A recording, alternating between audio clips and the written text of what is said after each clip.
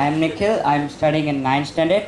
Firstly, I want to wish each and everyone present here happy and auspicious Independence Day.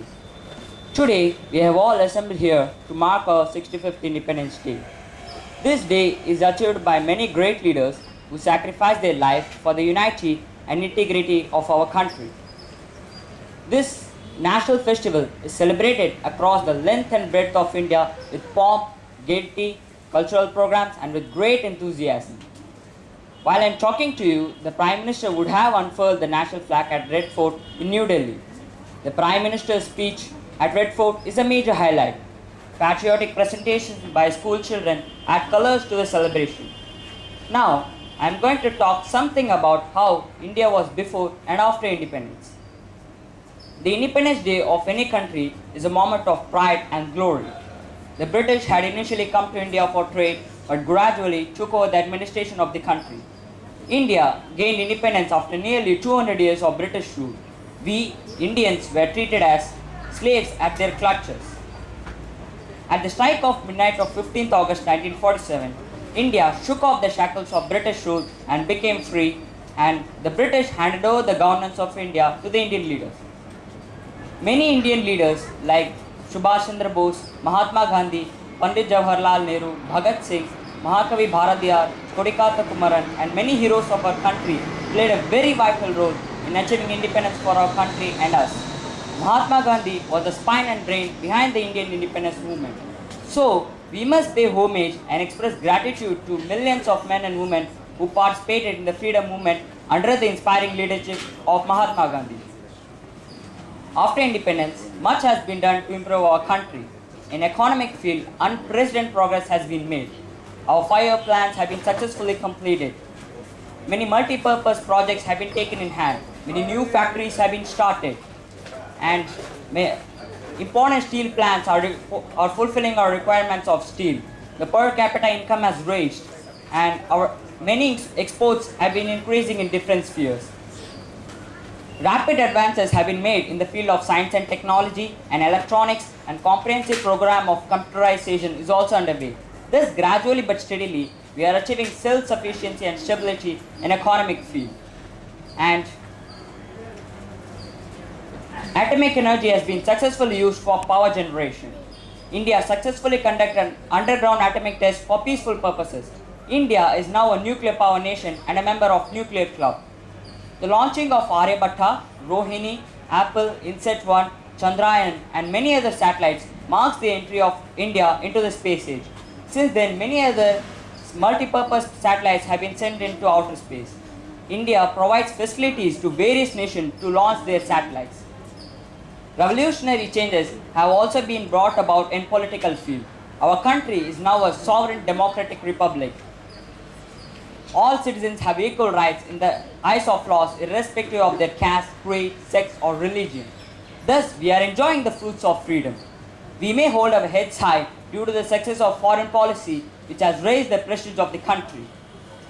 Achievements in the social sphere are also clearly visible. The zamindari system has been abolished. The tiller of the land is now its owner. Untouchability has been made a legal offense today.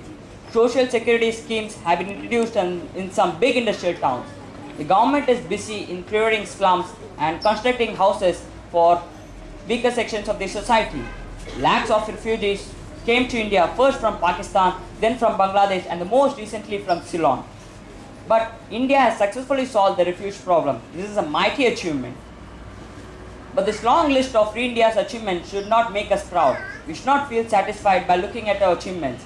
We should keep in mind the problems which are yet to be solved. The masses of the country are still poor and backward. Social evils still prevail. Corruption is widespread. Corruption collapses economy. If economy collapses, our country will collapse. But let me tell you something. In some countries, corruption and population goes as high as India, but still development happens. Why can't India? 65 years have passed by since we got independence. But have we really got freedom? Yes, we have got freedom from the British, but we have not got freedom from corruption, bribery and violence. Black money is ruining our country's growth. Terrorism is raising its ugly head in several parts of the country. We must take all possible efforts to eradicate poverty, unemployment and of course corruption in our country and should keep on focusing on becoming a developed nation like US, UK, France, Germany, etc. And now I am going to talk about the role of youth in our country. Everyone knows our youngsters have efficiency and potentials. We need people like Dr. Abdul Kalam, who encourages the youth to be a role model and contribute to the development of the country. We need people like Subhash Chandra Bose, who initiated the Indian National Army and was involved in the national security. We need people like Dr. Radhakrishnan, who made revolution in encouraging students for education. We also need people like Mr. Narayana Murthy, who became a successful entrepreneur whom the world has recognized. We need more and more Narayana Murthy who can create global entities for generating employment for youth across the world. Besides being strong in economy, our country should encourage more and more youths to take part in Olympics and become champions. Nobel Prize winning in the field of science and technology should also be a target for Indians. And more importantly, educated and honest youth should come in the public life and serve the people. And Indian youngsters have brilliance, but their brilliance is used abroad due to the lack of employment opportunities in India. Steps should be taken to use their brilliance and knowledge for India's growth.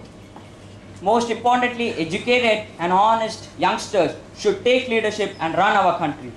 Last but not least, India should grow more on economy, infrastructure, good environment, good governance, employment, 100% literacy, healthcare, armed forces, exports, manufacturing, power, energy, etc. This can only be possible with the support of you and me. Like John Kennedy said, we should not think what our country can do for us. Rather, we should ask ourselves what we do for our country. Organizations like CII should play a major role in bringing the Indian industry and government to greater heights. By 2020 or at least by 2025, India should become a superpower. That should be our target. Let's once again remember the Indian leaders who sacrificed their life for our country. The government should be more proactive. The government should be by the people, not BUY. For the people, not FAR. Of the people, not OFF. I love my country. Let's build India powerful, incredible and a developed nation. Let us all resolve today that we contribute our best to our country's growth. I thank CII for giving this opportunity to speak few words on this happy occasion. Thank you.